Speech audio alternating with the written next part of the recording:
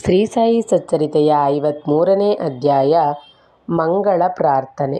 ಶ್ರೀ ಗುರುಭ್ಯೋ ನಮಃ. ಸಕಲ ಚರಾಚರ ವಸ್ತುಗಳಲ್ಲಿಯೂ ವ್ಯಾಪ್ತರಾದ ಶ್ರೀ ಸಾಯಿನಾಥರಿಗೆ ಅನಂತಾನಂತ ಪ್ರಣಾಮಗಳು. ಸಕಲ ಭೂತಗಳಲ್ಲಿಯೂ ದಯಾಪರರು, ರಕ್ಷಕರು, ಎಲ್ಲ ಕಡೆ ವ್ಯಾಪಿಸಿರುವವರೂ ಆದ ಸಮರ್ಥ ಸದ್ಗುರು ಶ್ರೀ ಸಾಯಿನಾಥರನ್ನು ಆಶ್ರಯಿಸೋಣ. ಬಾಬಾ ಅವರನ್ನೇ ಏಕಾಗ್ರಚಿತ್ತದಿಂದ ಸ್ಮರಿಸಿ ಧ್ಯಾನಿಸಿದರೆ, ಶರಣು ಹೊಂದಿದರೆ ನಮ್ಮ ಎಲ್ಲ ಅಭೀಷ್ಟಗಳು ನೆರವೇರುತ್ತವೆ. ಬಾಬಾ ಅವರು ನಮ್ಮ ಜೀವನದ ಗುರಿಯನ್ನು ತಲುಪಲು ಕೈ ಹಿಡಿದು ಮುನ್ನಡೆಸುವರು. ಮೋಹ ಎಂಬ ಅಲೆಗಳು ಈ ಭವಸಾಗರದಲ್ಲಿ ಆಗಾಗ ತಲೆ ಎತ್ತುತ್ತಿರುತ್ತವೆ.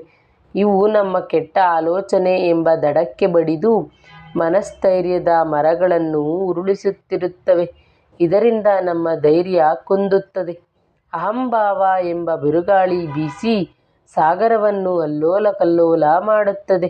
ಕೋಪ, ಆಸೆ, ಅಸೂಯೆಗಳೆಂಬ ಮೊಸಳೆಗಳು ಇಲ್ಲಿ ಭದ್ರವಾಗಿ ವಾಸ ಮಾಡುತ್ತವೆ. ಸುಳಿಗಳ ರೂಪದಲ್ಲಿ ನಾನು, ನನ್ನದು ಎಂಬ ಅಹಂಭಾವ ಹಾಗೂ ಸಂದೇಹವು ನಮ್ಮ ಮನಸ್ಸಿನಲ್ಲಿ ಮೂಡುತ್ತದೆ. ದ್ವೇಷ, ನಿಂದನೆಗಳೆಂಬ ಮೀನುಗಳು ಅಲ್ಲಿ ಜಲಕ್ರೀಡೆಯಾಡುತ್ತಿರುತ್ತವೆ. ಈ ಭಯಂಕರವಾದ ಭವಸಾಗರವನ್ನು ದಾಟಲು ಸದ್ಗುರು ಶ್ರೀ ಸಾಯಿನಾಥರು ನಮಗೆ ದೋಣಿಯಂತೆ ಸಹಾಯ ಮಾಡುತ್ತಾರೆ. ಆಗ ಭಕ್ತರಿಗೆ ಯಾವ ಆತಂಕ, ಭಯ, ಭೀತಿಗಳೂ ಇರುವುದಿಲ್ಲ. ನಾವು ಶ್ರೀ ಸಾಯಿ ಚರಣಾರವಿಂದಗಳಿಗೆ ನಮಿಸಿ, ಹೇ ಗುರುದೇವ, ಇತರ ವಿಷಯಗಳಲ್ಲಿ ನಮ್ಮ ಮನಸ್ಸು ಹರಿಯದೆ ನಿಮ್ಮ ಚರಣ ಕಮಲಗಳಲ್ಲಿ ಲೀನವಾಗಿದೆ.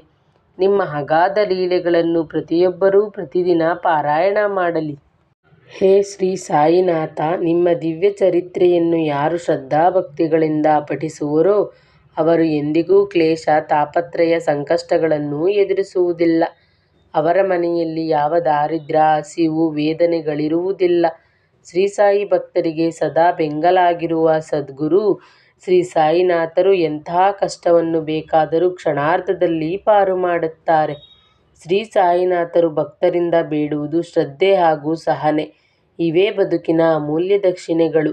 ಪತ್ರ, ಪುಷ್ಪ, ಫಲ, ನೀರು ಯಾರಿಗೆ ಯಾವುದು ಶಕ್ತವೋ ಅದನ್ನು ಭಕ್ತಿಯಿಂದ ಬಾಬಾ ಅವರಿಗರ್ಪಿಸಿದರೆ ಅವರು ಅನಂತ ಫಲಗಳನ್ನು ನಮಗೆ ಕರುಣಿಸಿ ಇಹ ಪರಗಳಲ್ಲಿ ಶಾಂತಿ ಸೌಖ್ಯಗಳನ್ನು ನೀಡುತ್ತಾರೆ.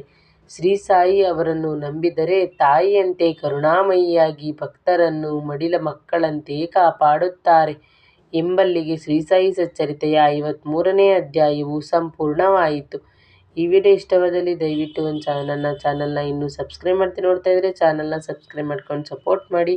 ಹಾಗೆ ವಿಡಿಯೋಗೊಂದು ಲೈಕ್ನ ನೀಡಿ. ನೀವು ಕೂಡ ಬಾಬಾರವರ ಭಕ್ತರಾಗಿದ್ದರೆ ಮರೆಯದೆ ಕಮೆಂಟ್ ಬಾಕ್ಸಲ್ಲಿ ಓಂ ಸಾಯಿರಾಮ್ ಎಂದು ಕಮೆಂಟ್ ಮಾಡಿ.